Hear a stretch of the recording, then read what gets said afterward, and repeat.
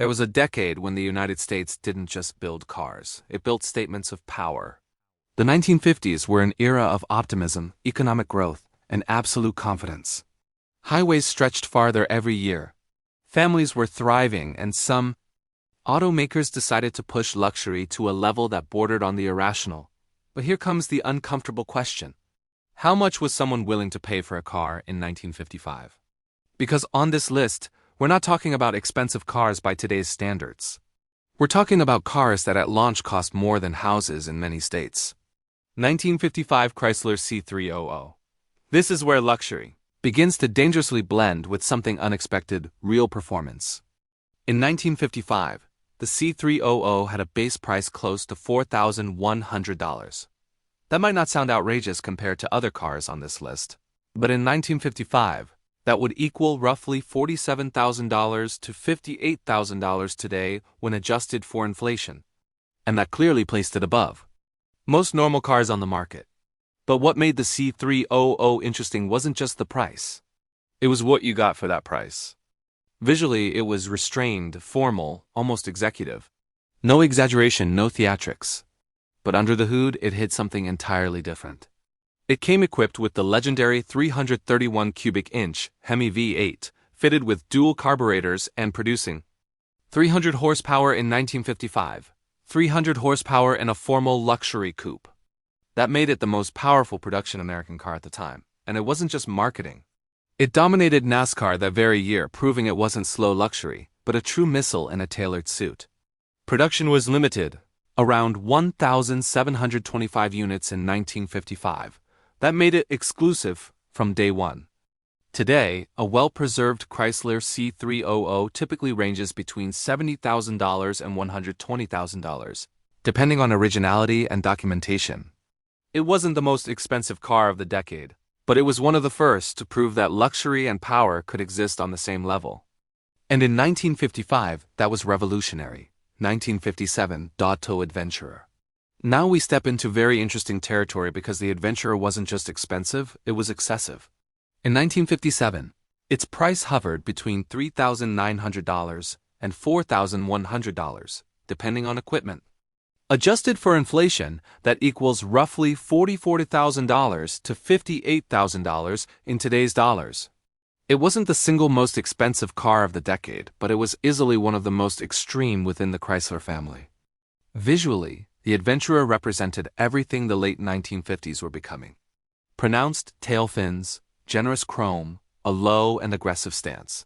It wasn't discreet, it wasn't formal. It was flashy, almost theatrical.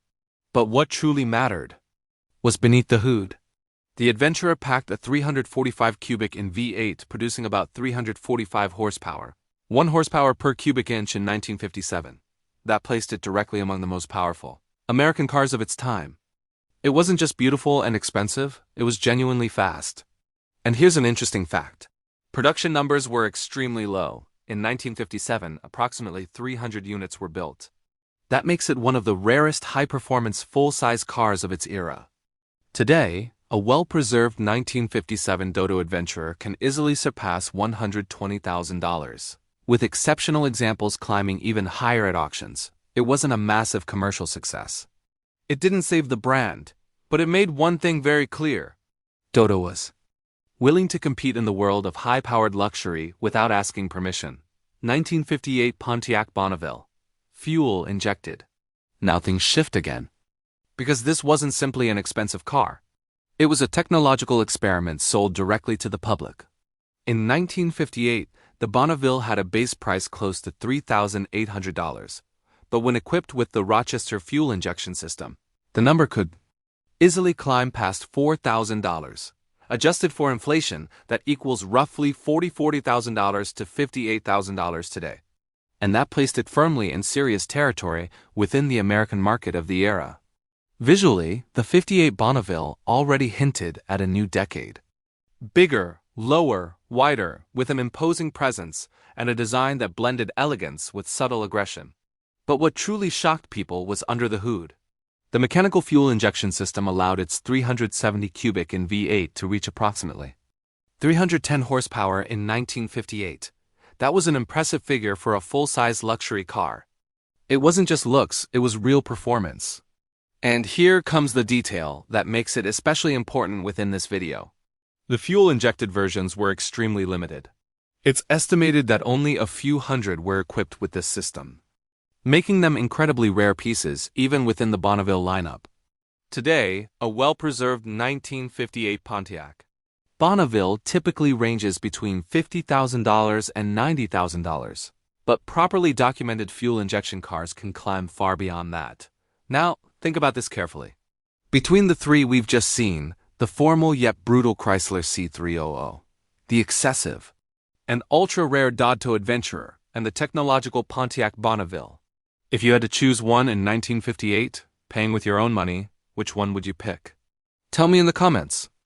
I want to know which of these powerful luxuries best represents your idea of the 1950s. 1959 Ford Galaxy Skyliner, retractable. Now we enter one of the most ambitious, beyond expensive, poor projects of the entire decade. This wasn't simply a convertible. It was a convertible with a fully electric retractable hardtop, and in 1959 that was nearly futuristic technology.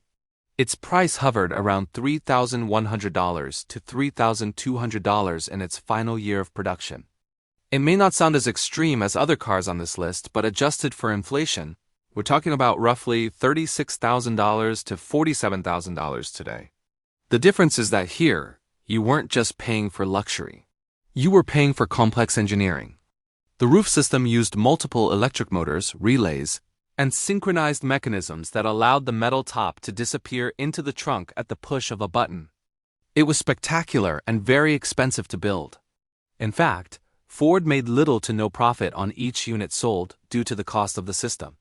Visually, the Skyliner was enormous, wide, and unmistakably late 1950s.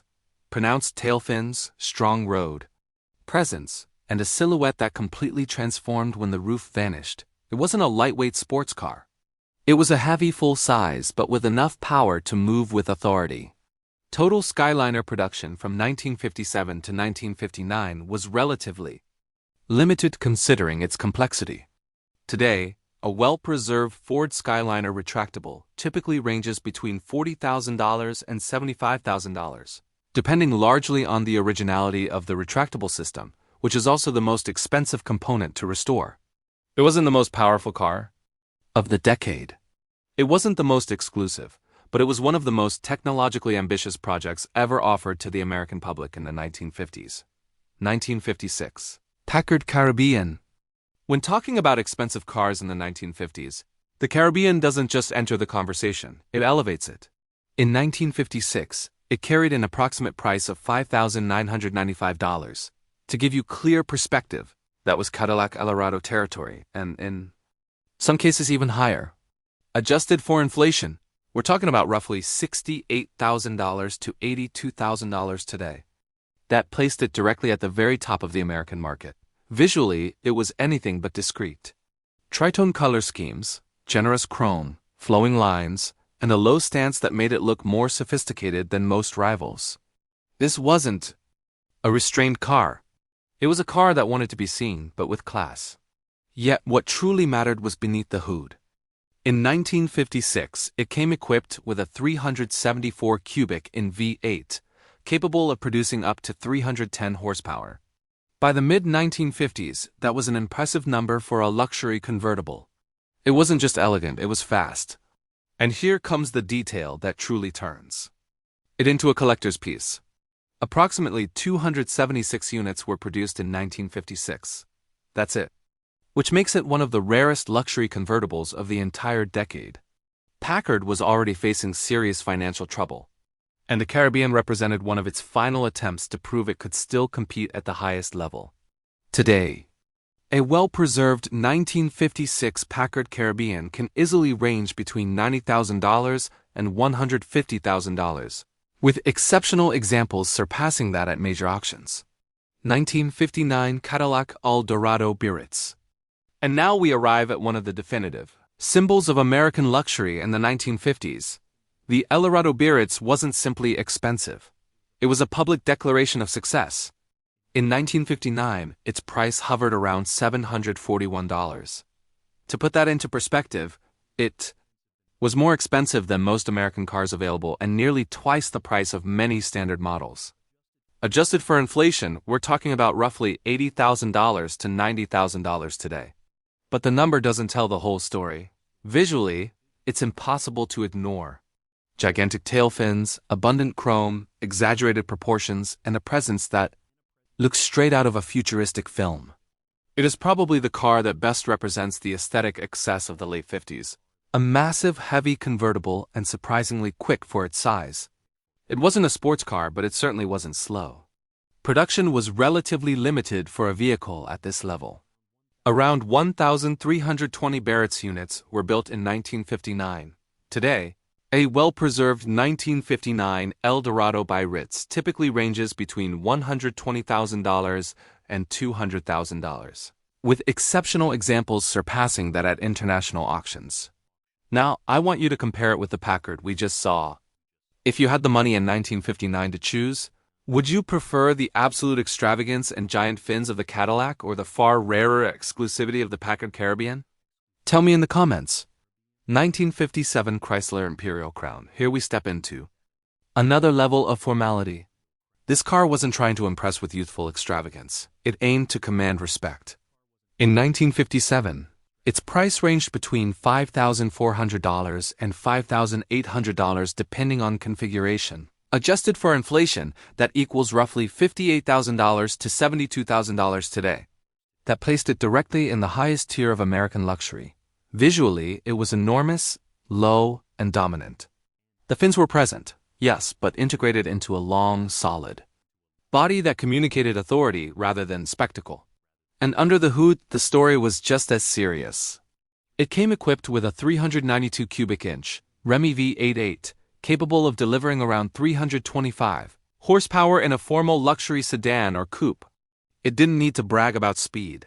It had it. Today, a well-preserved 1957 Imperial Crown typically falls between $60,000 and $110,000, depending on condition and originality. 1958 Dual GIA. And now we shift categories entirely because the Dual GIA wasn't simply expensive.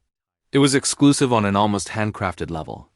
In 1958, its price hovered around $7,500. To understand what that meant, it was more expensive than most Cadillacs, pricier than many Imperials, and firmly in European luxury territory. Adjusted for inflation, we're talking about roughly $82,000 to $95,000 today. But the price isn't the most impressive part. The Dual GIA was a car that was practically hand-built. The body was designed by GIA in Italy, shipped to the United States, and assembled with Chrysler mechanical components. It was a strange and sophisticated blend. Refined European styling with an American heart. Low, clean, elegant, almost discreet compared to the giants of Detroit. Under the hood sat a Chrysler 383 cubic inch V8, producing around 335 horsepower. It wasn't just a design object. It delivered serious performance, and here's the detail that turns it into a legend. Approximately 117 units were produced in total. That's it. It was a car primarily purchased by celebrities, business magnates, and public figures, not a typical dealership vehicle. It was a made-to-order automobile. Today, a well-preserved Dual GIA can easily exceed $200,000, with exceptional examples climbing far beyond that at international auctions. It wasn't a massive commercial success. It wasn't a dominant brand, but it was one of the most exclusive, expensive, and sophisticated American cars of the entire decade. 1956 Lincoln Continental Mark II. If there was a car in the 1950s born with the explicit intention of being the most expensive, the most exclusive, and the most refined in the American market, it was this one. It wasn't designed to compete with Cadillac. It was designed to surpass it in prestige. When it launched in 1956, its base price was approximately $10,000. Now, let's put that into perspective. In 1956, a Cadillac Series 62 cost around $4,000. An average home in many states could be purchased for less than $12,000. This Lincoln cost practically the same as a brand new house. Adjusted for inflation, those $10,000 equal roughly $115,000 to $130,000 today. But here's the fascinating part. Lincoln lost money on every unit sold. Yes, lost money. The Mark I was built almost by hand with a level of quality control and finishing that bordered on obsessive. Every car went through individual inspections. Every panel was fitted with extreme precision. This wasn't mass production, it was nearly bespoke manufacturing. Visually, the car was restrained, almost minimalist. Its elegance lived in its perfect proportions, its clean lines, and that integrated spare tire in the trunk lid that became a signature design element. This was serious luxury, quiet, intimidating, and here's another key detail. Only 3,005 units were produced in 1956 and 444 in 1957, extremely limited for an American car of that era. Today, a Continental Mark II in excellent condition typically ranges between $70,000 and $150,000 depending on originality and restoration. Some exceptional examples exceed that figure. But the true value of the Mark II isn't just in its current price, it's in what it represented. It was built to prove that the United States could create a car as refined as any European automobile without relying on excess. 1957 Cadillac Eldorado Biarritz. Now imagine this. It's 1957. Most American cars cost between $3,000 and $5,000. And suddenly, Cadillac arrives with a model priced at over $13,000. Yes, over $13,000 at the time. That was practically the cost of an entire house in many parts of the United States. The Eldorado Biarritz wasn't simply expensive. It was outrageously expensive. Its official price hovered around $1,374 in 1957. Adjusted for inflation, we're talking about roughly $150,000 to $170,000 today. And it wasn't just about brand or prestige. It was technology. It was excess. It was a demonstration of power. This Cadillac came with air suspension when almost no one even knew what that was. Power seats with memory, rear suicide doors, a brush, stainless steel roof, even a small set of fragrances inside the glove box. It felt like a concept car brought straight into production. Visually, it looked unlike anything else. Lower, more modern, more daring, not the typical classic elegant Cadillac. This was futuristic, almost experimental. Under the hood sat a 365 cubic inch V8 producing around 325 horsepower. Powerful, smooth, perfectly aligned with its level of luxury. Only 400 units were built in 1957 and just over 300 in 1958. Cadillac lost money on each one. Today, a well-preserved Eldorado Biarritz can easily surpass $200,000 depending on condition and documentation. The 1950s weren't just a decade of style. They were a decade of ambition. As America expanded, some automakers decided that luxury didn't have to be reasonable. It had to be absolute. Cars that cost absurd amounts for their time. Cars built in incredibly low numbers. Cars never meant for everyone, only for a very select few. And now I want to ask you the final question. If you could travel back in time and walk into a dealership in 1958 with cash in hand, which of these cars would you choose without even looking at the price? Which one best represents your idea of absolute 1950s luxury? Tell me in the comments. I want to know which of these giants you'd drive straight into your garage. And if you enjoyed this journey through the most expensive cars of the decade, I recommend watching the video appearing on your screen, right? Now, there we explore the most beautiful American cars of the 1950s. Because luxury can impress. But beauty is what truly makes a car eternal. Thanks for watching. See you soon.